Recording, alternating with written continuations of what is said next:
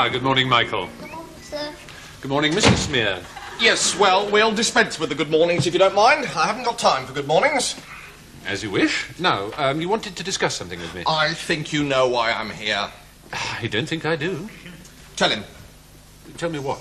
Tell him what you told your mother last night. Come on. Sexual intercourse Can often bring up pregnancy in the adult female. can often bring about pregnancy in the adult female, yes. Yes? You heard that, did you? Yes? Yes, well, I'd like an explanation if it's not too much trouble. An explanation of what? An explanation of how my son came to be using language like that in front of his mother. Well, I assume it's something that Michael's been learning in his biology classes, is that right? Yes, sir. Yes, with Mr. Hent. Glad to see some of it's sinking in. Well, this is a turn-up and no mistake. What is? I didn't imagine you'd be quite so barefaced about it. About what? I came here today to make a complaint about my son being exposed to gutter language in the playground. I am frankly staggered to find that this is something he's actually been taught in a classroom. I mean, what is going on here? Well, we're trying to teach your son. Are you indeed? Trying to teach him what? How to embarrass his parents? How to smack himself with heroin? What? Mr. Smear, I can assure you we have no... Call yourself a school? Well, I don't actually call myself a school. Well, be ashamed of yourself, filling a young lad's head with filth like that. Well, let me tell you something about the real world. You're here to provide a service. Well, that's quite right. Oh, well, that's quite right. Yes, well, I'm not happy with it. I'm not happy with the service you're providing. Would you rather that Michael didn't attend biology classes? Well, certainly I would, if those are the kind of lies I could expect to hear repeated at the dinner table. They're not lies, Mr. Smear.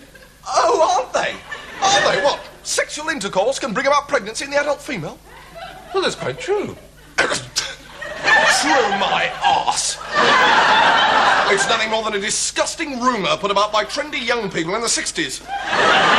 Trendy young people in their 60s? In the 60s. That's when it all started, people like you. I can assure you, Mr. Smear, that sexual reproduction has been part of the biology syllabus for many years. I don't care about your blasted syllabus. What good is a blasted syllabus out there? Where? Out there.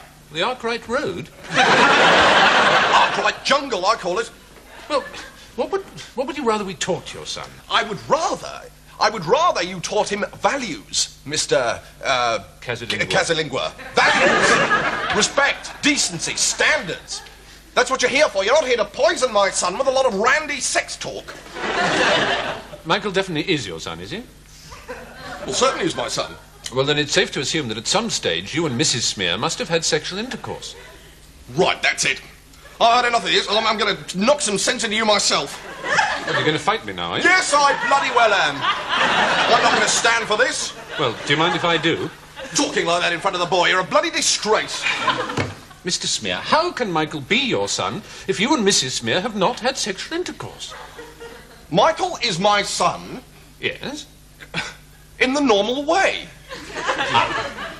And what, in your opinion, is the normal way to have a son? If you're trying to trick me into sexy talk, well, the normal way to have a son is to get married, buy a house, get properly settled in, furniture and so on, and just wait for a bit. Make sure you eat properly, 3 hot meals a day. 3 hot meals? Hot meals, yes. And Michael just sort of popped up, did he? Yes, well, of course, it's a few years ago now, but I think, yes, one day he was just there. And at no stage did you or Mrs. Smear engage in any act of sexual intimacy? Yes, it's very hard for you to believe, isn't it? It's very hard for you to believe that there's still some of us who can bring a child into this world without recourse to cannabis and government handouts. Well, I don't know what to say. No, I bet you don't. It's not every day a consumer stands up to you and makes demands, is it? Well, not of this nature, certainly. No, well, welcome to the harsh realities of the marketplace, Mr. Casalingua. Right, OK, so what do you want me to do? Well, it's perfectly obvious, isn't it? Not to me. Well, I mean, if I go to Littlewoods and say that I'm not happy with a cardigan, for example, well, they'll change it for me, and gladly. You want me to change your son? Well, of course I do. Mine is soiled now. I'm afraid we don't have any spare son. Typical, isn't it? Well, what have you got of equal value?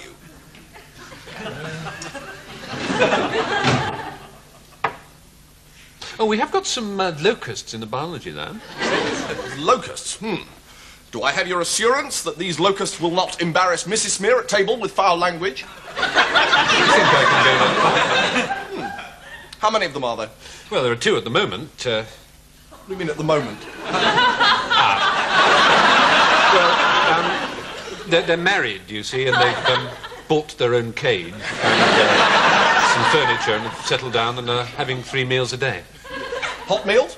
Warmish. So Mrs. Smear might one day become a grandmother? It's a distinct possibility. She'd like that.